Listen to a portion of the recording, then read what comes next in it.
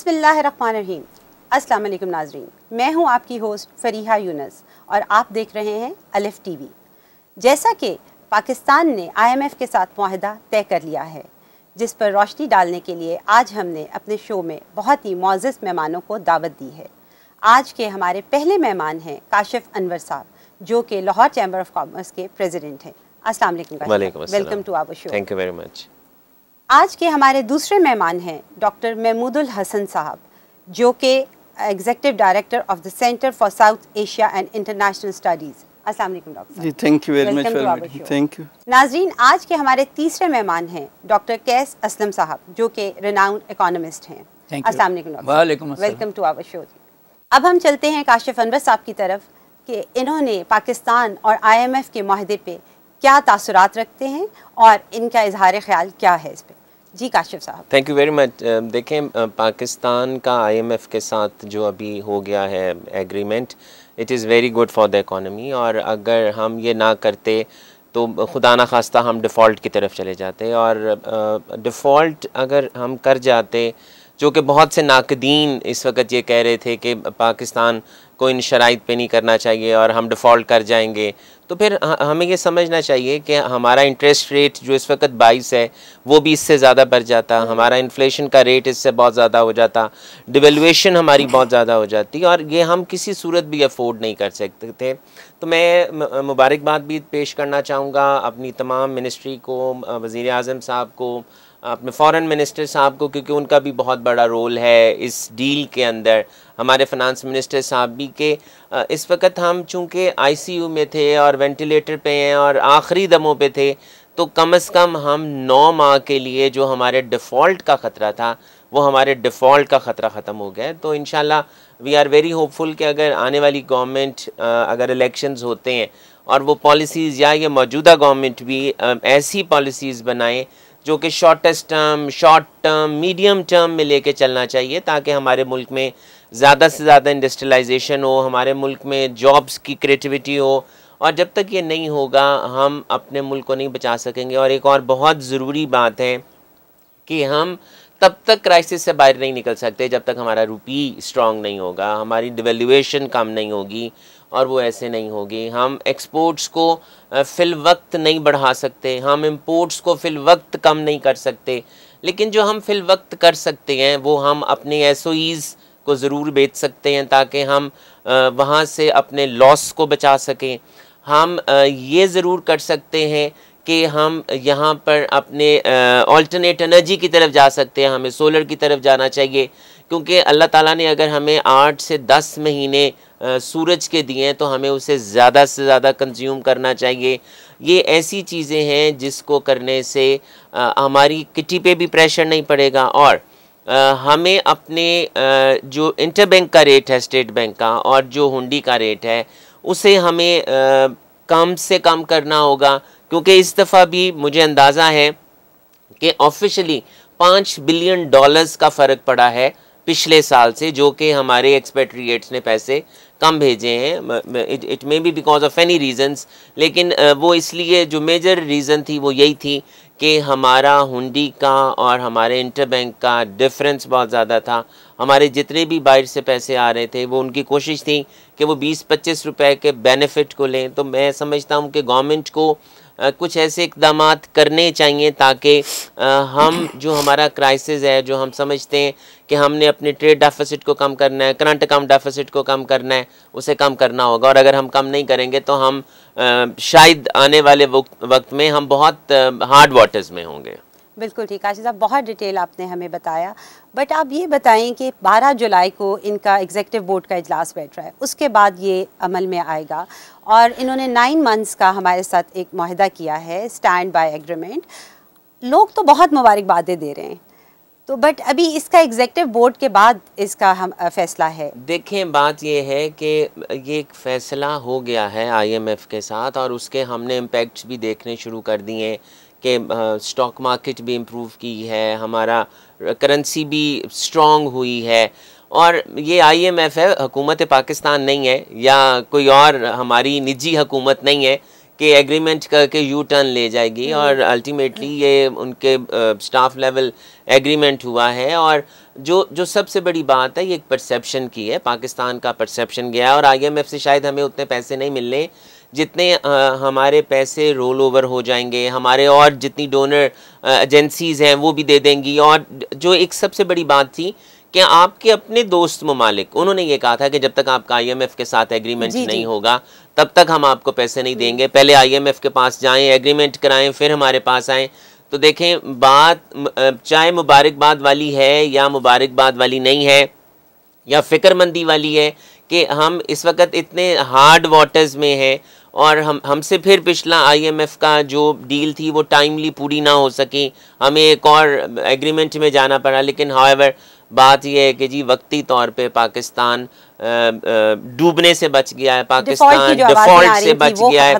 तो मैं समझता हूँ कि we have to correct ourselves. अगर हम अब भी अपने आप को करेक्ट नहीं करेंगे तो फिर हमें अफसोस करना होगा। बड़ा एक कंफर्ट लेवल है कि जो एक डिफॉल्ट की आवाज़ें सुन रहे थे कौम के लिए, ये बड़ा कंफर्ट लेवल जी बिल्कुल वो ख़त्म हो गई हैं, आपकी डिफ़ॉल्ट की आवाज़ें आनी ख़त्म हो गई हैं। और अल्हम्दुलिल्लाह मैं तो जी बार बार ये कहता हूँ कि पाकिस्तान कायम रहने के लिए बना है, पाकिस्तान खुदा ना खास्ता ख़त्म होने के लिए और डिफ़ॉल्ट होने के लिए नहीं बना, लेकिन with the condition we have to correct ourselves. अगर हम अपने आप को करेक्ट नहीं करेंगे तो फिर हमें मुश्किल वक्त का सामना करना पड़ेगा।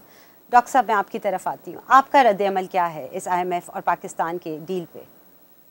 जी सबसे पहले तो मदु करने का शुक्रिया, काशिफ अनवर साहब ने, प्रेसिडेंट चैम्बर ऑफ कॉमर्स ने अच्छी बातें की। मैं उसमें थोड़ी सी करेक्शन इस तरीके से करता हूँ कि उन्होंने बात की प्राइवेटाइजेशन की, स्टेट ओन्ड इंटरप्राइजेस की।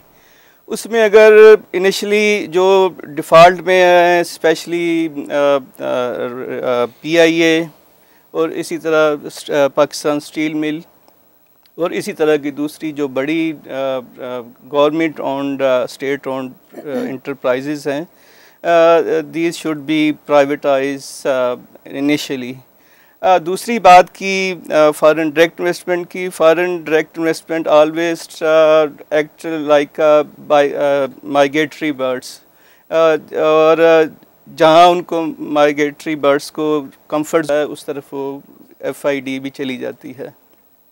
सो specially after signing the, as you said, staff level agreement with IMF amounting to $3 billion, it's a first giant steps, I must say, of the incumbent government of Shehbaz Sharif Saab, or I really appreciate the tireless efforts of finance minister, और जैसे उन्होंने बात की valuable contribution made by the Bilawal Zardari Bhutto, जिन्होंने दुनिया में जा के पाकिस्तान का केस लड़ा, पाकिस्तान के लिए काउंसलिंग की, पाकिस्तान के लिए एक राह हमवार की कि फॉरेन डायरेक्ट इन्वेस्टमेंट की जाए, एड की बात की जाए। और day before yesterday he was I think in Japan, वहाँ भी उन्होंने बात की we do not need aid, rather we need trade. तो ट्रेड की बात की जाए तो सबके लिए मुनासिब होगा, और मैं एक पर्सनली इस बात पे बिलीव करता हूँ कि हम सबको कुछ ना कुछ कुर्बानी देने का जज्बा होना चाहिए, specially the business community, investor, businessman, और रादर हमें तर्ज़े अमल जो हुक्मरानी का उसको चेंज करने की, जैसे हर आदमी, हर जो हमारी नेशन है अगर एक हो जाए और हर आदमी अपना रोल प्ले करे तो मेरा ख्याल है कोई मसला ये काफ़ी मुश्किल बात है। पर जो बात की जाए बेटर रियलिटी की, ग्राउंड रियलिटी की, उसी को मद्देनजर रखते हुए चलना पड़ेगा, और कोशिश करनी चाहिए कि तर्ज़ अमल जो हुक्मरानी का है, जो कारोबार का है, जो टैक्स पेयर का है, जिसकी जैसे आपने कहा ड्यूटी है, सेंस है, वो पे करना पड़ेगा। So that's why we will come out of this economic trouble. We are still in economic trouble. जैसे प्रेसिडेंट साहब ने बात की कि $3 बिलियन का US डॉलर का मुआहदा हुआ है, मगर अगर दूसरी बात की जाए तो 415 बिलियन पाक रुपीस के नए टैक्सेस भी लग गए, which is the pre condition of signing of or acceptance of बिजली, गैस, फार्मास्यूटिकल, टेक्सटाइल, LNG और एग्रीकल्चर, तो उससे आइंदा आने वाले दिनों में बहुत ज़्यादा महंगाई आएगी। और कोशिश करनी चाहिए कि इसको जो एक डील है उसको इतना ना अपने सर पे या साहब पे सवार किया जाए और उसको पोर्ट्रे किया जाएगा कि ये बहुत बड़ी अचीवमेंट है। ऑल्दो इट इज़ अचीवमेंट के हम डिफ़ॉल्ट के ख़तरे से एटलीस्ट 9 माह के लिए बाहर आ गए हैं, पर after the 9 month it would be A $100 million question. Solution होना चाहिए। इस पे आपने टैक्सेस की बात की, इस पे हम आपके पास दोबारा आते हैं। डॉक्टर कैस असलम साहब, आप इकोनॉमिस्ट हैं, आपका बड़ा एक्सपीरियंस है, आप क्या नज़रिया रखते हैं इस माहदे पे? शुक्रिया। बात यह है कि पहले तो मुझे उसका जो नाम है माहदे का, उसमें को थोड़ी सी क्लैरिटी चाहिए। वो है स्टैंड बाय एग्रीमेंट। जो सिंपल इंग्लिश तो ये कहती है कि स्टैंड बाय का मतलब ये है कि जब बाकी काम नहीं होगा तो फिर आपका, तो मुझे नहीं पता कि इस एग्रीमेंट में ये लफ्ज़ क्यों आया है। दूसरा ये है कि ये 8 और इसकी मुद्दत भी उन्होंने 9 महीने की दी है जी, 8 किस्तों में मिलना है। और अगर 3 बिलियन को आप 8 किस्तों पे करें तो वो 4.25 मिलियन पर किस्त है। But at the same time जो बात काशिफ साहब ने और डॉक्टर साहब ने की है वो बड़ी इम्पोर्टेंट है कि वो जो शोर था कि जी हम डिफ़ॉल्ट कर जाएंगे आंसर, वो पीछे हट गया है, वो रिलीफ मिला है। हमने अपनी पॉलिटिकल डायरेक्शन भी बता दी है इन अ वे, जिसकी वजह से बिलावल भुट्टो साहब जो हैं उनका रोल इसमें बहुत ज़्यादा आया है कि हम अभी भी उन्होंने आज ही शायद या कल जापान में बयान दिया है कि हमारे पास वक्त नहीं है कि हम चाइना और अमेरिका की गेम खेलें। हम अभी अपनी इकोनॉमी और अपने क्लाइमेट चेंज और उसके अंदर फंसे हुए हैं और पावर्टी में। और उनके जी इस विजिट से वर्कर्स बड़े खुश हैं जिनके लिए उन्होंने वीज़ास का भी एक सलूशन निकाला है। बेलारूस के साथ उन्होंने किया कि ब्लू पासपोर्ट वालों के लिए वीज़ा नहीं है और यहाँ वर्कर्स के लिए किया है। तो बट जो असल इशू है जो सारे बात हम कर रहे हैं वो ये है कि ये रिस्पाइट जो है, ये जो हमें हवा का झोंका मिला है, ये हवा का झोंका उस वक्त तक ही है जब तक हम अपने पाँवों पे नहीं खड़े होते, हम अपनी इंडस्ट्री को एक्सपोर्टेबल नहीं बनाते, हम अपने सर्विस सेक्टर को एक्सपोर्टेबल नहीं बनाते। और जो बात काशिफ साहब ने की है और डॉक्टर साहब ने की है वो बड़ी इंपॉर्टेंट है कि इतनी बड़ी गवर्नमेंट को छोटा कीजिए। आपको जो इकोनॉमी चल नहीं रही वहाँ से जब आप टैक्स की मार और कर देंगे, 22% पे आप इंटरेस्ट रेट रखे हुए हैं, कहीं 28 से 30% पे आपका इन्फ्लेशन रेट है, और उस पर जब आप टैक्स भी बढ़ा देंगे तो वो लड़खड़ाना शुरू कर देंगे लोग। बहुत ज़रूरी है कि आप जो है वो इन्वेस्टर को भी रिस्पेक्ट दें, स्पेशली जो एक्सपोर्टर है जी, और ख़रीदने वाले को भी रिस्पेक्ट दें ताकि डिमांड साइड भी चले और सप्लाई साइड भी चले। इनका ये ख्याल है कि 310 रुपये पे जो डॉलर बिकता है तो फॉरेनर आके यहाँ इन्वेस्टमेंट कर लेगा। कोई फॉरेनर इन्वेस्टमेंट नहीं करेगा जब तक यहाँ का अपना बिजनेसमैन जो है, और पॉलिटिकल स्टेबिलिटी नहीं होगी जब तक। जी, वो तो अब इलेक्शन अनाउंस करना पड़ेगा आपको, जिसके बाद पॉलिटिकल स्टेबिलिटी आएगी। मगर एक इकोनॉमिक प्लान भी देनी पड़ेगी आपको कि वो जो चारों फैक्टर्स ऑफ प्रोडक्शन है आपके, उनको आपने वाइबल कैसे बनाना है, ज़मीन को कैसे वाइबल, अपना फूड सिक्योरिटी कैसे लानी है। बिजली की बात की काशिफ साहब ने, वो बहुत ज़रूरी है। मुझे ब्रेक के लिए कहा जा रहा है। नाजरीन, हम जा रहे हैं एक शॉर्ट ब्रेक पे, stay with us.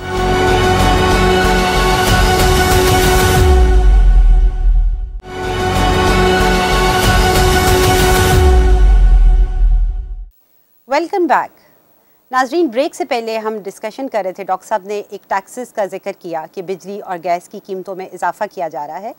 Kashif Anwar साहब, आपकी एक्सपर्टीज़ भी हैं टैक्सेस पे, आप हमें इस पे रोशनी डालें कि आप क्या कहते हैं कि हमारी बिजली और गैस की और बाकी और भी चीज़ों की कीमतों में इजाफा करने को कहा जा रहा है IMF की तरफ से, तो इसके क्या असरात आएंगे? देखें, इसमें कोई दो राय नहीं है कि जो एडिशनल हमने 415 बिलियन रुपयों का कहा गया है और IMF के कहने पे हमने इंटरेस्ट रेट को भी बढ़ा दिया है, हमने IMF के कहने पे और टैक्सेस को भी बढ़ाया है, और ना सिर्फ अब 22% हमारा कायबार का रेट है, अब तो सेल्स टैक्स का रेट भी 22% हो गया है, 18 + 4% एडिशनल, और उसको भी इससे जी ज़रूर महंगाई आएगी। और अल्टीमेटली लेकिन फिर वही बात है कि हम जब तक अपने वेज़ ऑफ लिविंग को चेंज नहीं करेंगे, वेज़ ऑफ एडमिनिस्ट्रेशन को चेंज नहीं करेंगे, हम जब तक हम $22 बिलियन की इंपोर्ट करते हैं फ्यूल की, जब तक हम उसको रिड्यूस नहीं करेंगे, जब तक, और मैं तो ये कहता हूँ कि the mother of all evils because of any other factor,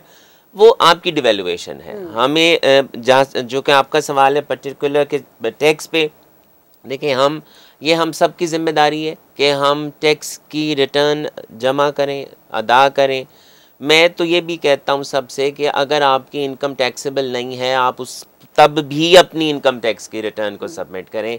this is the need of the hour. जिस तरह हम पे फ़र्ज़ है नमाज पढ़ना, मैं ये कहता हूँ कि आप अपने ऊपर फ़र्ज़ कर लें इस बात को, क्योंकि एज ए नेशन आपका ये फ़र्ज़ है, एज ए नेशन आपकी जिम्मेदारी है। और देखें, हमें इस वक्त ये नहीं समझ आ रही कि तमाम डिपार्टमेंट्स आपस में बहुत इंटीग्रेट हो गए हैं, उनके पास हमारी हर इंफॉर्मेशन है।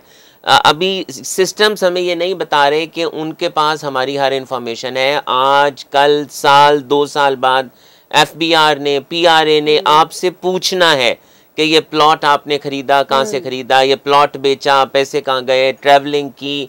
क्योंकि इस वक्त भी आप अपने पोर्टल पे चले जाएं FBR पे, वहाँ पर IRIS का आपकी सारी डिटेल है वहाँ पे, सब हर डिटेल है वहाँ पर। हम कोई चीज़ नहीं छुपा सकते और हमें छुपानी चाहिए भी नहीं। हमें जब तक हम टैक्स नहीं देंगे तब तक हम मुल्क को नहीं बचा सकेंगे। इसमें कोई दो राय नहीं है कि इनडायरेक्ट टैक्स सारे देते हैं। मैं ही चैनल्स पे बैठ के ये बात करता हूँ, हम तमाम पाकिस्तानी टैक्स देते हैं, इनडायरेक्ट देते हैं, लेकिन टैक्स की रिटर्न इनडायरेक्ट टैक्स देने से हमारी वो जिम्मेदारी ख़त्म नहीं हो जाती। लेकिन इसमें कोई नहीं है शुबा कि आने वाले वक्त में आपके मुल्क में महंगाई होगी, और वो तब तक कम नहीं होगी जब तक हम अपनी इनकम को नहीं बढ़ाएंगे, एक्सपेंडिचर्स को कम नहीं करेंगे, अपने मिनिस्ट्रीज़ के वो लेवल्स को कम नहीं करेंगे, शाह खर्चियाँ ख़त्म नहीं करेंगे।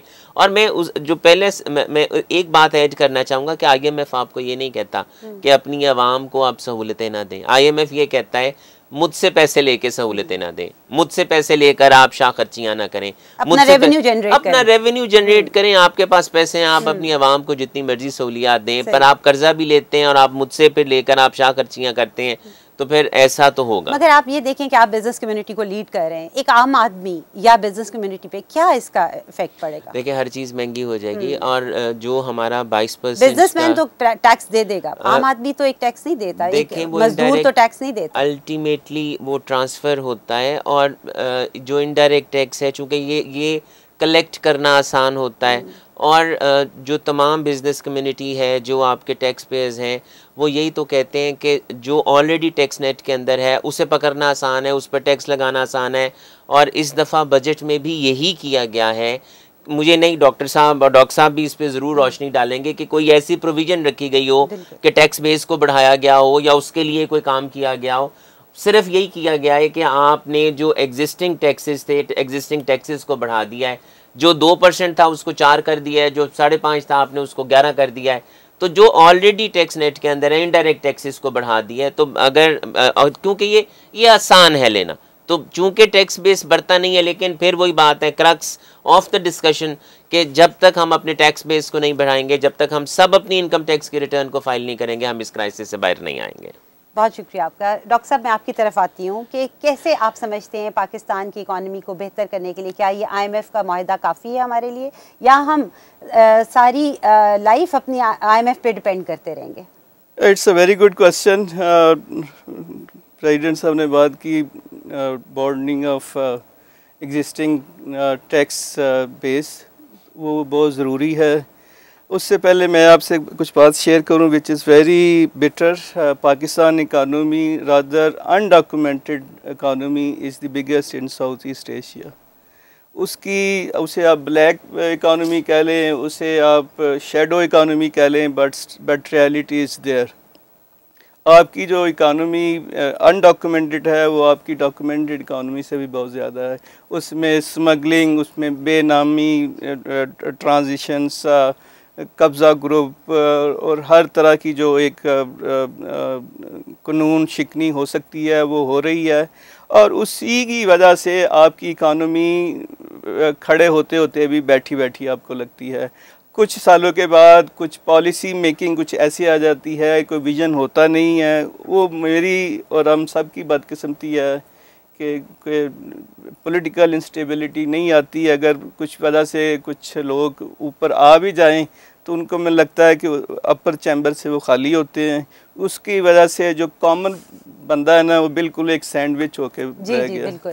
उसका जो टैक्सेस का जो सबसे ज़्यादा नुकसानदेह अमर होगा वो हम जैसे लोगों, आम लोगों को ही भुगतना पड़ेगा। लोअर क्लास ही ज़्यादा, लोअर क्लासेस ही, और मिडिल क्लास बिल्कुल आपकी तो बिल्कुल फारिग हो चुकी है। जी जी जी। और अपर क्लास के लिए काफ़ी मुश्किलात का सामना करना पड़ रहा है। मुझे थोड़ा सा टाइम दें तो आपकी मेहरबानी। ज़रूर ज़रूर जी।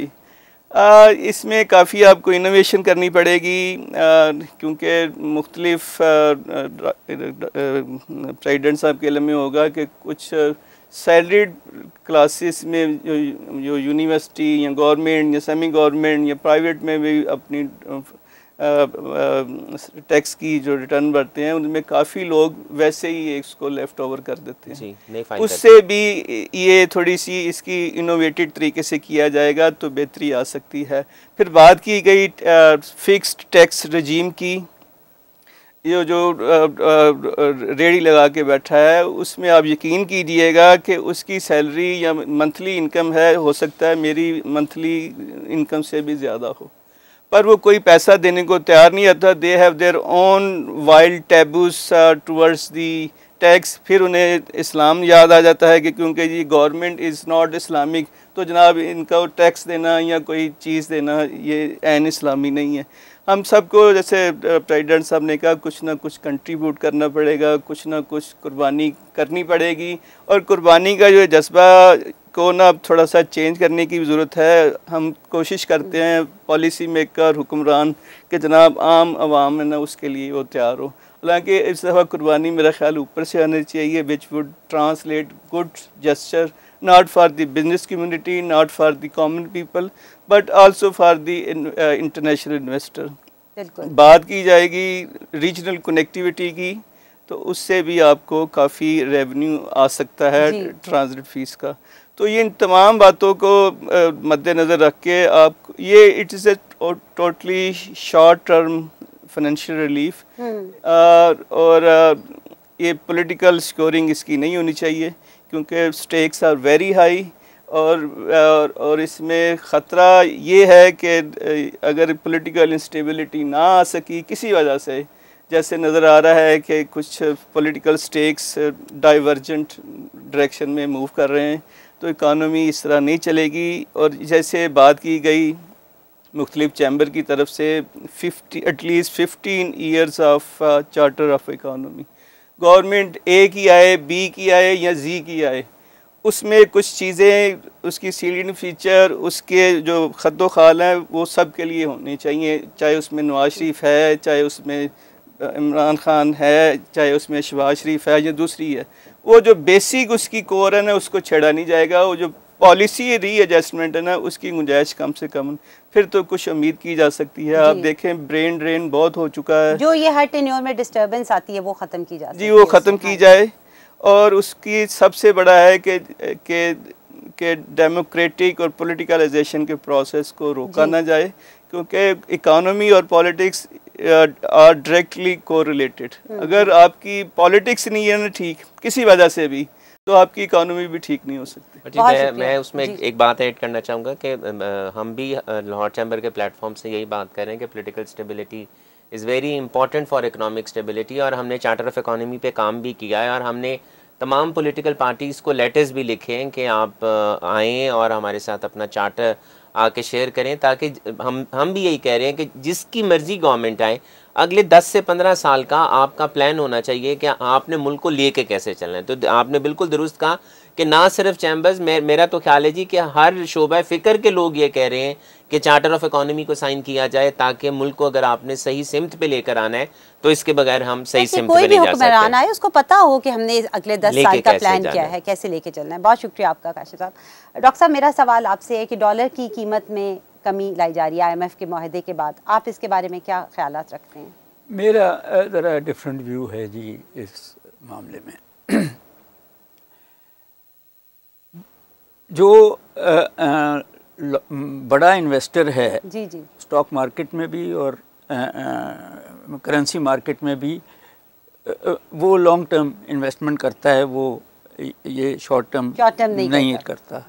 मगर जो छोटा इन्वेस्टर है उसने पैसे बनाने हैं। जी जी जी। तो एक आर्टिफिशियल सा टनल बना लिया गया है साइकोलॉजिकल, कि अगर 310 पे डॉलर जाएगा तो बेचना शुरू कर दो, और 290 या 280 पे आएगा तो ख़रीदना शुरू कर दो। तो ये आप इस टनल में डॉलर को ऊपर जाते भी देखेंगे और नीचे जाते भी देखेंगे। इसका कोई तल्लक उस IMF के मुआहदे से नहीं है, या वो जो सारा शोर मचा हुआ है कि जी स्टॉक मार्केट ऊपर। आप देखें कि जब डॉलर नीचे आता है तो स्टॉक मार्केट ऊपर चली जाती है, जब डॉलर ऊपर जा रहा होता है तो स्टॉक मार्केट, उनका कोरिलेशन है।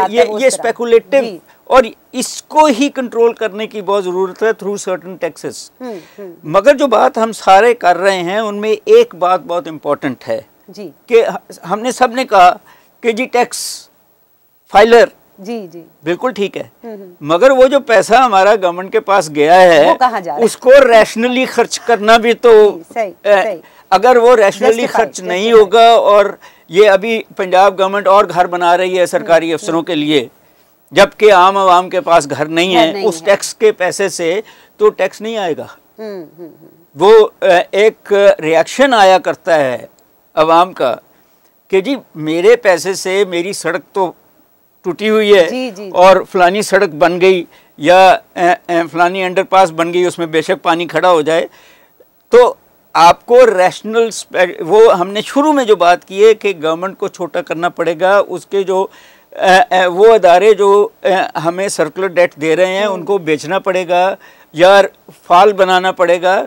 आपकी जो फिस्कल पॉलिसी है वो इकोनॉमिक ओरिएंटेड होनी पड़ेगी, वो रेवेन्यू ओरिएंटेड नहीं होनी पड़ेगी। आजकल तो कोई हेल्थ कार्ड का भी इशू पड़ा है, it is very important. Interesting है कि उन्होंने कहा जी कि अमीरों के लिए नहीं है, और गरीब पहले बंद ही कर दिया। जी, बिल्कुल, कुछ और कल अगर आपको याद हो तो एक बड़े सीनियर डॉक्टर साहब ने कहा कि नहीं, कॉन्स्टिट्यूशन कहता है हेल्थ फॉर ऑल। एग्जैक्टली, अमीर गरीब का इशू नहीं है, या आप प्राइवेट सेक्टर के थ्रू दें या पब्लिक सेक्टर के थ्रू दें हेल्थ कार्ड।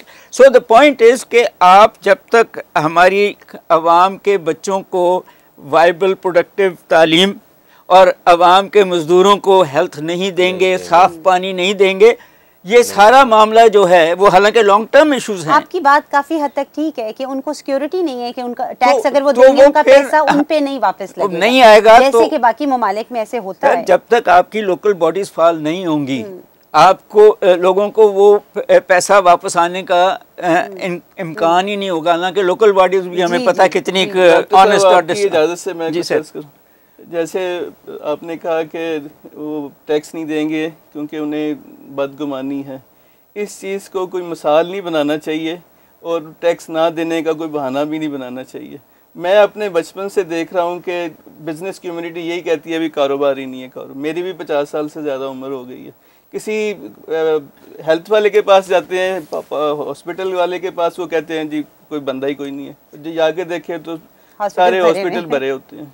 ऐसे ही है सर, वो हम इकोनॉमिस्ट हैं, मगर वो जो पॉलिटिकल साइंस की थ्योरी है वो यही कहती है कि कॉन्ट्रैक्ट कि गवर्नमेंट हमें जस्टिस देगी और हम टैक्स देंगे, तो दोनों तरफ से जब वो फ्लाउट होता है टू साइडेड होनी चाहिए। बिल्कुल, ये वन और तो नहीं मैं उधर भी जो दूसरी बात करता हूँ कि मैं बिल्कुल एग्री करता हूँ कि पॉलिटिक्स जब ठीक नहीं चलेगी तो इकोनॉमी नहीं चलेगी, बट नहीं, इकोनॉमी चलेगी तो पॉलिटिक्स ठीक होगी। जब लोगों के पास पैसा होगा, रोजगार होगा, हेल्थ होगी, रेल पे होगी, तो पॉलिटिक्स, डेमोक्रेसी आपकी खुद ब खुद ठीक होनी शुरू हो जाएगी। तो डॉक्टर साहब, इट इज़ वेरी इंपॉर्टेंट कि जो अभी हम भी डिस्कस कर रहे हैं कि जो ब्लैक इकोनॉमी का पैसा है, या जैसे डॉक्टर साहब ने कहा शेडो इकोनॉमी का है, उसको बाहर लाना भी तो बहुत ज़रूरी है। हम क्यों, अगर IMF के हम आपने कितनी एमनेस्टीज तो दी हैं उसी को बाहर लाने के लिए, तो वो अगले छुपाते रहते हैं कि एक और आ जाएगी एमनेस्टी। आपको उस कैरेट एंड स्टिक भी तो आनी पड़ेगी ना कि हमने आपको एमनेस्टी दी है और अगर नहीं ली तो फिर बड़ी मार पड़ेगी। तो डॉक्टर साहब अभी भी तो नहीं पड़ती। 114 का जो सेक्शन है इनकम टैक्स का, वो तो खुद कहता है कि आपने फलां शख्स ने अपनी इनकम टैक्स की रिटर्न फाइल करनी है, तो फिर ये जिम्मेदारी तो FBR को भी लेनी चाहिए ना। हमारे एंड पे तो सारी खराबी नहीं है, ये तो डिपार्टमेंट के एंड पे भी खराबी ज्यादा ही खराबी उधर है। हाँ, बात ये है कि आपको जब वापटा का बिल आता है ना जी, उसके साथ आप एक रिटर्न भी भेज दें। एग्जैक्टली। अगले जो समझता है कि ये इससे ज्यादा आया है वो चैलेंज कर ले।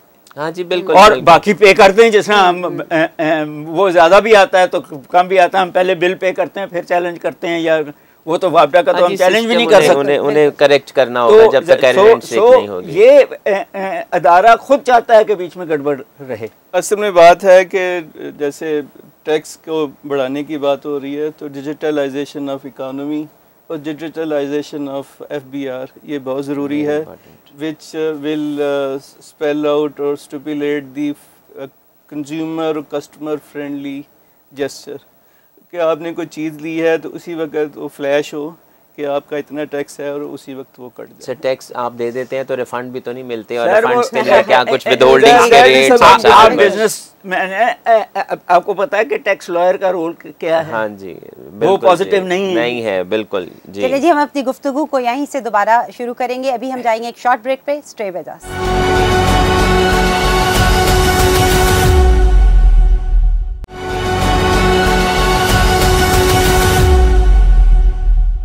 Welcome back. हम अपनी गुफ्तगू का आगाज़ करेंगे डॉक्टर कैस साहब से। डॉक्टर साहब मुझे बताइए, ये IMF है क्या, ये आया कहाँ से? देखें, जहाँ तक अवाम का तल्लुक़ है वो तो समझती है कि एक बला है। जब भी IMF का नाम आता है तो महंगाई जी, टैक्स।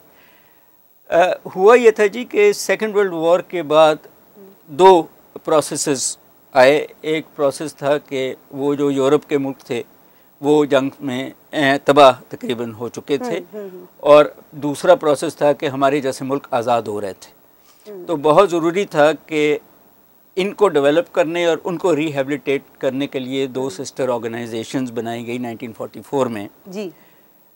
एक है जिसको हम वर्ल्ड बैंक कहते हैं जी जी, international bank of reconstruction and development, जो लॉन्ग टर्म कर्जे देता है डेवलपमेंट के लिए जी जी। और दूसरा फंड बनाया गया, और वो मेंबर मुल्कों के पैसे से ही बना वो फंड, जिसमें हमारा पैसा भी है $2 बिलियन। ये फंड इसलिए था कि जब भी इमीडिएट बैलेंस ऑफ पेमेंट की नीड्स आएँ तो इनसे पैसे ले लिए जाएं। आहिस्ता आहिस्ता हुआ ये कि उन्होंने वोटिंग राइट्स रख दिए कि जो मुल्क IMF को कर्जा देंगे उनके वोटिंग राइट्स बढ़ जाएंगे, और जो मुल्क हमारे जैसे कर्जा लेंगे उनके नीचे चले जाएंगे। तो अमेरिका और वो ग्रुप ऑफ 7 जो कैपिटलिस्ट मुल्क हैं जी जी, वो ही अब, जिसमें सऊदी अरब भी है, कुवैत भी है, और अब शायद चाइना भी हो, वो ही डिक्टेट कराते हैं कि ये मुल्क बाकी जो हैं वो उनकी सिमत, उनका कर्जा। हम शायद, मुझे अगर एग्जैक्टली याद नहीं है तो 48-49 में हम IMF के मेंबर बन गए थे, तो हम IMF के मेंबर हैं। But at the same time हम शायद 23 कर्जे या 23 प्रोग्राम, उनके ये 23वां है, उनसे लेते रहे हैं। कई पूरे, एक पूरा किया, बाकी पूरे भी नहीं हुए। कोताहियां हमारे हुक्मरानों की हैं। कोल्ड वॉर तक तो IMF का जो कैरेक्टरिस्टिक था वो बहुत नेगेटिव था, वो सोवियत यूनियन के खिलाफ और अमेरिका के हक में था।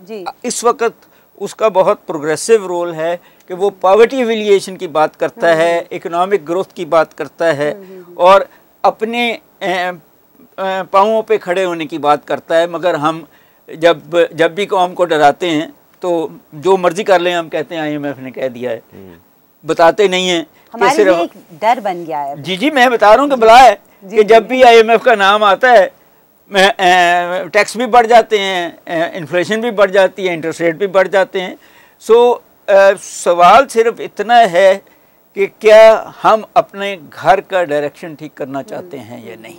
मेरा पर्सनल ख्याल ये है कि ख़ास क्लास है हुक्मरानों की, इर्रेस्पेक्टिव पॉलिटिकल पार्टी के, जो इस कर्ज़े को ऐश करती है, जो इसको खुर्द-बुर्द करती है और जो पॉवर्टी के नाम पे, गुर्बत के नाम पे और कर्ज़ा लेना चाहती है। इसलिए वो अपने घर को ठीक कर ही नहीं रही और ये अब सारा जो है बोझ इंडस्ट्रियल क्लास पे आएगा कि वो इनको ठीक करेंगे, क्योंकि उनकी इंडस्ट्री नहीं चल रही, वो डॉलर ख़रीद के मुल्क से बाहर लेके जा रहे हैं। उनको फोर्स करना पड़ेगा डेमोक्रेटिक बिहेवियर्स भी और इकोनॉमिक बिहेवियर्स भी, इर्रेस्पेक्टिव ऑफ IMF। बड़े प्रॉब्लम है, सॉरी आपकी बात काट रहा हूँ, कि बिजनेस कम्युनिटी की LCs नहीं खुल रही हैं। पहले भी 12-16 हज़ार कंटेनर्स थे जो कि क्लियर नहीं हो रहे थे, अभी भी 5-6 हज़ार कंटेनर है। और मैं आज भी हमारी बिजनेस कम्युनिटी, जबकि यकीन दहानी भी कराई गई है कि IMF ने कहा है कि LCs खोल दें, लेकिन LCs नहीं खोल रहे हैं, बैंक्स कॉपरेट नहीं कर रहे, आपके डॉक्यूमेंट्स नहीं मिल रहे। और मुझे बार बार रब्ता किया जा रहा है कि जी जब गवर्नमेंट ने कह दिया है कि आप LCs खुलेंगी और आपके डॉक्यूमेंट्स रिलीज़ हो जाएंगे, तो मैं उनसे कह रहा हूँ कि भाई ये सिर्फ कागजी हुक्मनामा है और इस पे अमल दरामद कोई नहीं हो रहा। तो आप बिल्कुल ठीक कह रहे हैं कि ये ना हो कि इतनी महंगाई हो जाए और इतने हालात ख़राब हो जाएं कि आवाम को सड़कों पे आना पड़ जाए। तो हमें अपने हालात को इसलिए करेक्ट करना भी बहुत ज़रूरी है। फ्रांस में देखिए क्या हो रहा है और ऐसे मुल्कों में क्या हो रहा है, वो सारा उस महंगाई की वजह ही है ना। और ये किस हुकूमत के में ये इजाद हुई IMF की, किस प्रेसिडेंट का टेन्योर था? मेरा ख्याल हमारे पास तो अयूब खान साहब थे। अयूब खान साहब उस वक्त, उनके दौर में IMF जी, को उस वक्त हम कोई और मायदे भी कर रहे थे, सीटो सेंटो के, हम मिलिट्री एग्रीमेंट्स कर रहे थे और ये अलाइंड थे उस ये इकोनॉमिक मायदे और मिलिट्री मायदे एक ही अलाइन। क्या जरूरत पेश आ गई थी जी? उस वक्त सोवियत यूनियन आपके सर पे था और आपको डर था कि कम्युनिज्म ना आ जाए और आपको अमेरिका की आशीर्वाद थी, तो IMF को भी अमेरिका की आशीर्वाद थी। और आप पाउंड जो जिसमें आप ट्रेड करते थे इंग्लैंड से, वहाँ से निकल के डॉलर के दुनिया में जा रहे थे। और मैं ये भी बता दूं कि उस ज़माने में अगर आप डॉलर कमाते थे तो 1 रुपया और मिलता था फी डॉलर पे, ताकि आप पाउंड छोड़ के और डॉलर की तरफ चले जाएं। जी, डॉक्टर साहब ने अच्छी बातें की। उसमें जो सबसे बड़ी है, जो अयूब साहब की ये बात बता रहे हैं, the main reason for IMF, I personally think the massive industrialisation, और उसको इस तरह मजबूत से मजबूत तर किया गया कि उसकी जो प्री रेक्विजिशन या प्री कंडीशन थी IMF की, दैट वाज टोटली वेव्ड और made friendly for Pakistan because of Pakistan government approach towards USA। ये जो इन्होंने बात की कम्युनिज्म की, ये बात शुरू हुई है बाद में भट्टो के आखिरी अवाइल में ये शुरू हो गया था, और ज़ियाउल हक के दौर में ये एक पूरी एक मेचोरिटी बन चुका था, एक बिटर हकीकत बन चुका था कि कम्युनिज्म हमारे सर पे आके बैठ गया था। USSR रशिया उसमें अफगानिस्तान में आ चुका था, और उसके बाद जो भी हुआ that was proved not so good for the economy, for culture, harmony, societal. World bank के कहने पे हमने ये पानी का मुआहदा किया इंडिया के साथ और 3 अपने दरिया बेच दिए, जो दुनिया में कहीं इतना गलत मुआहदा नहीं हुआ था। तो उन्हीं इंस्टीट्यूशंस के कहने पे हमने ये खुद कटवा दिए ना। जी, तो एक तरफ IMF था, दूसरी तरफ वर्ल्ड बैंक सिस्टर ऑर्गेनाइजेशन। साहब मैं देखें, बात ये है कि हमने वो पैसा भी तो सही जगह पे नहीं लगाया।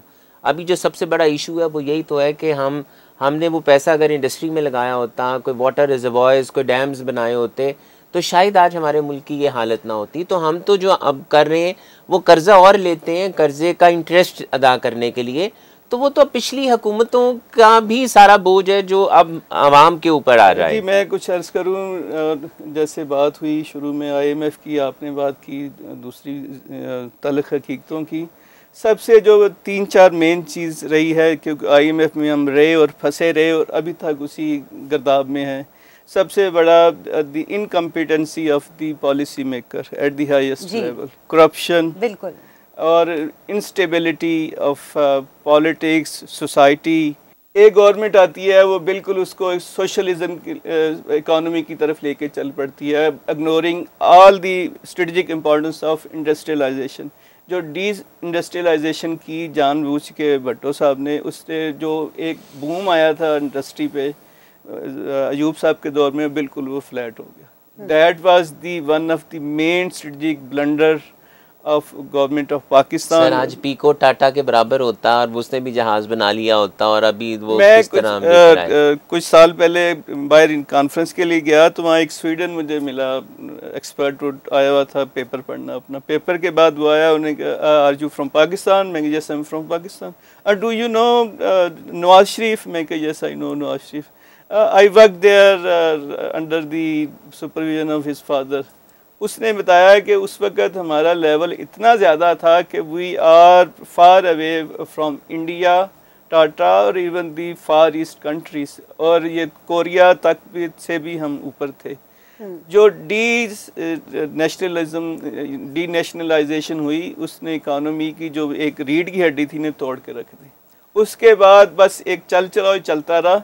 उसकी बेस अगर आपकी ख़त्म हो गई ना, अब हमें, अगर हम टेक्सटाइल की तरफ जाते हैं, वो भी हमारी एक मेंटेलिटी का मसला है। अगर कोई टेक्सटाइल किसी की दोस्त की या शरीक की कामयाब हो गई ना, सारी दुनिया उसी टेक्सटाइल की तरफ चली जाती है। एग्जैक्टली।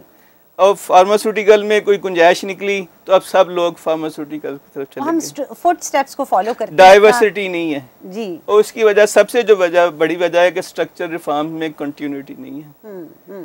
अब यो कोरिया में जाए, मैं अक्सर चाइना में जाता हूँ, कुछ उन्होंने रीजन को स्पेसिफाइड किया है कि ये चीज़ में ये स्पेशलाइज करेंगे, ये चीज़ में ये करेंगे। That was borrowed from the USSR कि एक स्टेट उनकी कुछ पुर्जा बनाती है, दूसरा कुछ बनाती है, और अल्टीमेटली सबको असेंबल करके क्या होता है कि जो मुख्तलिफ रीजन की इकानमी है वो इंटीग्रेट कर जाती है। हमारे में ये गुंजाइश की कमी है या स्ट्रेटजिक विजन की? हमने मशीन बिल्डिंग की तरफ तो हम गए ही नहीं, हम टेक्सटाइल पे रहे, हम कंज्यूमर गुड्स को बनाते रहे। हमने तो अपनी एग्रीकल्चर को भी मैकेनाइज नहीं किया और टेक्सटाइल को बढ़ाते रहे, और टेक्सटाइल की जो क्रॉप की प्रोडक्शन थी वो रिड्यूस कर दी, शुगर केन लगा ली, वहाँ शुगर केन लगा लिया। देखें हमने तो ऐसे काम और ये नवाज शरीफ साहब का ही कमाल था ये सारा। सर तो ये तकरीबन हमारे सब हुक्मरानों ने कहीं ना कहीं ब्लंडर ऐसे किए कि वो डायरेक्शन ही नहीं हमें मिली। मैं इसमें यही अर्ज करूं कि जो सो कॉल्ड सूडो इंटेलेक्चुअल या इकोनॉमिस्ट से जान छुड़ानी पड़ेगी। कुछ अप्लाई नहीं, आप जैसे आप you are blessing for the country. Applied economist कोई ढूंढना पड़ेंगे। ये जो हमने पिक एंड चूज रखे ना जी, ये फलां साहब आएंगे तो अपने इस्लामाबाद से एक थिंक टैंक से या एक कुछ लोग लेके सामने आ जाएंगे। That should not be the way forward। आपको अपनी जो यंग जनरेशन पे उस पे थोड़ा सा कुछ एतमाद करना पड़ेगा। बड़ी टैलेंटेड है जी हमारी यूथ। अदरवाइज ये जो यूथ हमारी जो यंग है, उसने IT में अच्छा काम किया है, ये हेल्थ केयर इंडस्ट्री में बहुत अच्छा काम किया है, ऑनलाइन टूरिज्म पे बहुत अच्छा काम किया है। इन सब चीज़ों को इंटीग्रेट करने की ज़रूरत है। और सर मैं आपकी बात काट रहा हूँ, अभी हम लेबर की बात कर रहे हैं, तो हम जैसे यूथ फोर्स की बात कर रहे हैं, तो हमें स्किल्ड लेबर पे बहुत ज़्यादा काम करने की ज़रूरत है। हमारी लेबर स्किल्ड नहीं है, हम बहुत पैसा मंगवा सकते हैं। और जो आप ये बात कर रहे हैं कि इसमें भी एक नया कॉन्सेप्ट है कि आपने मेडिसिन और ये अपने जो हमारी नर्सेज डॉक्टर्स ये बाहर जा सकते हैं, और बाहर बहुत पोटेंशियल है इस चीज़ का। लेकिन फिर वही बात है जो मैं बार बार कहता हूँ कि we have to correct ourselves. हमें सही पॉलिसीज़ की तरफ जाना होगा। अगर हम सही पॉलिसीज़ पे, sir it is never late, अगर हम आज भी नहीं जाते सही पॉलिसीज़ की तरफ तो फिर it's too late. It will be very late. बात ये है कि आज की जो मॉडर्न दुनिया है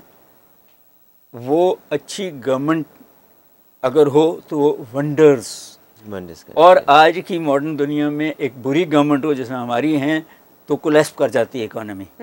सो a good government, viable government direction दे, काम प्राइवेट सेक्टर ने करना है। मैं ये समझता हूँ कि अब गवर्नमेंट के काम नहीं है कर्जा लेना, प्राइवेट सेक्टर का काम है कर्जा लेना, गवर्नमेंट सिर्फ फैसिलिटेट करती है। और डॉक्टर साहब मैं आप ही की कोट करूंगा, एक प्रोग्राम में आपने कहा कि जौन सी इकोनॉमी बैठ रही हो तो वहाँ पर बड़े बड़े प्रोजेक्ट स्टार्ट कर देने चाहिए, इकोनॉमी बूस्ट कर जाती है। बहुत से ममालिक काशिफ साहब डिफॉल्ट की तरफ जाने लगे। बिजनेस एक्टिविटी जनरेट करनी चाहिए। आपने बात की उसकी हेल्थ की, आपके इल्म में होगा क्यूबा कितने सालों से वो सैंक्शन में है यूएसए की? आप 35 सालों से। थोड़ा सा उसमें बताऊं कि मैं काफ़ी दफ़ा क्यूबा गया कुछ पेपर वगैरह पढ़ने के लिए। उन्होंने किस तरह तोड़ा उनका, या मिटिगेट किया, या उसे थोड़ा सा रास्ता निकाला। उन्होंने अपनी कैपिटल, ह्यूमन कैपिटल पे बहुत ज़्यादा इन्वेस्टमेंट की। उनका क्यूबा का doctor, nurse are the best in the world, और वो उन्होंने तैयार करके बाहर भेजे, जिन्होंने वो पैसे कमा के in shape of working remittance भेजा, जिसके उनकी इकोनॉमी में थोड़ी सी जान पड़ी, और इतनी बड़ी सुपर पावर के खिलाफ वो अभी तक खड़े हैं। सर ईरान की एग्जांपल है, हमारा हमसाया है सर। ईरान देखें, सब कुछ वहीं खड़ा है। बहुत इस चीज़ पे काम कर रहा है सर। देखें, बात यह है कि अब 2 ही एक्सपेरिमेंट्स कामयाब होंगे, या आप क्यूबा, ईरान, वियतनाम इनकी तरह अपनी इकोनॉमी को क्लोज करके स्ट्रक्चर्स को रीबिल्ड करें, या फिर आप ओपन कर दें और बेचें और इंटरनेशनल के जो एक्सपर्टीज़ हैं वो आ जाएं। बिल्कुल। दूसरी बात हुई कुछ दिन पहले प्रेस कॉन्फ्रेंस की प्राइम मिनिस्टर साहब ने लाहौर में और फाइनेंस मिनिस्टर ने, और they highly talk about the outsourcing.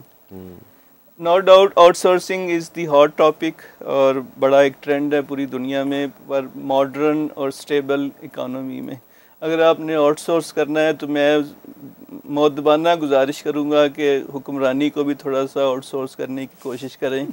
बहुत शुक्रिया डॉक्टर साहब, हमारे पास वक्त कम है। काशिफ साहब, मेरा आखिरी सवाल आपसे होगा कि आप एक्सपोर्टर्स को इस हवाले से कैसे देखते हैं, क्योंकि एक्सपोर्ट्स में बहुत ही मुश्किलात का सामना करना पड़ रहा था सबको। अब आप इस मुआहदे के बाद एक्सपोर्टर्स को कैसे देखते हैं? जितनी हमारी cost of doing business high हो गई है, हम जब तक अपने प्रोडक्ट्स को सस्ता नहीं करेंगे, उसमें वैल्यू एडिशन नहीं करेंगे, तब तक हमारी एक्सपोर्ट्स नहीं बढ़ेंगी। और मैं ज़ाती तौर पे डाइवर्सिफाई नहीं करेंगे, डाइवर्सिफाई, और शायद दोनों डॉक्टर साहिबान मेरी बात से ना माने हैं कि मैं ये समझता हूँ कि हम बहुत मुस्तकबिल करीब में अपनी एक्सपोर्ट्स को नहीं बढ़ा सकते, लेकिन हम अपनी इंपोर्ट्स को ज़रूर कम कर सकते हैं। हम यहाँ पर इंडस्ट्रियलाइजेशन कर सकते हैं, हम स्मगलिंग को रोक सकते हैं, हम यहाँ पर लोकल इंडस्ट्री को बेनिफिट दे सकते हैं कि आप फ्लरिश करें। तो अगर हम ये करेंगे तो वो हमारे बहुत से इशूज। ऐसा नहीं है कि पाकिस्तान कुछ भी नहीं बना सकता, बहुत अच्छी क्वालिटी की चीजें बना रहा है जो कि एक्सपोर्ट की तरफ ऑलरेडी जा रही हैं। पाकिस्तान के जी प्रोडक्ट्स अच्छे हैं, लेकिन बात वही है कि हमें फैसिलिटेशन चाहिए, गवर्नमेंट का कॉन्फिडेंस चाहिए है। अब गवर्नमेंट की अभी पॉलिसीज बनी है, अभी टैक्स के रेट्स चेंज हो गए, अभी हमें ये पता ही नहीं। और जो सबसे बड़ी बात है कि बजट अगर हमारे साल के बाद आना हो तो फिर हम शायद फोरकास्ट कर सकते हैं, लेकिन अभी जो बिल पेश हुआ असेंबली में और जो एक्ट बना, 10 से 15 दिन के दरमियान में इतने बड़े चेंजेस आ गए कि हमने बहुत सी चीज़ें जो बिजनेस कम्युनिटी रिकमेंड की थी वो पहले बिल में आई हैं, लेकिन वो एक्ट से बाहर निकल गई हैं। तो जब हमें ये पता ही नहीं कि हमने कैसे जाना। लेकिन जी हाउएवर, इसमें मैं कंक्लूड इस तरह से करूंगा, और मैं तो बार बार ये कहता हूँ, अगर हमने मुल्क को बचाना है तो हमें अपनी एक्सपोर्ट्स को बढ़ाना होगा, हमें अपनी इंपोर्ट्स को कम करना होगा, हमें अपने एक्सपेट्रिएट्स पाकिस्तानीज़ को कहना होगा कि ज़्यादा से ज़्यादा ऑफिशियल सोर्सेज से आप पैसे भेजें, गवर्नमेंट को अपने एक्सपेंडिचर्स को कट करना होगा, SOEs के मुतालिक सोचना होगा। अगर आप ये नहीं करेंगे तो फिर हम पाकिस्तानीज़ को बहुत कंफर्ट देना पड़ेगा। हमें अभी दिया है गवर्नमेंट ने, उसमें फैसिलिटेशन बिल्कुल दी है, लेकिन बात यह है जी कि आपको पहले घर के बच्चों को आपको सहूलत देनी होगी, फिर बाहर वाले बच्चों की तरफ देखें। घर वाले बच्चे अगर आपसे खुश होंगे, काम करेंगे, तो फिर आपको बाहर नहीं देखना पड़ेगा। तो मैं उम्मीद करता हूँ कि अल्लाह ताला इस मुल्क को सलामत रखे, और गवर्नमेंट्स कुछ ऐसी पॉलिसीज़ बनाएं कि आपकी यहाँ पर इंडस्ट्रियलाइजेशन हो, यहाँ पर सिक्योरिटी बढ़े, यहाँ पर आप और फैसिलिटीज़ दें ताकि हम अपनी इकोनॉमी को चला सकें। बहुत शुक्रिया काशिफ साहब। नाजरीन, आपने सबके ख्यालात सुने, आपने IMF के पाकिस्तान के माहिदे के साथ पे असरात जो पड़ेंगे वो भी उनके ख्यालात में सुना आपने। और मैं आप तीनों मेहमानों का बहुत शुक्रिया करती हूँ कि आप तीनों ने अपना कीमती वक्त निकाला और शो पे तशरीफ़ लाए। बहुत शुक्रिया। अल्लाह हाफ़िज़।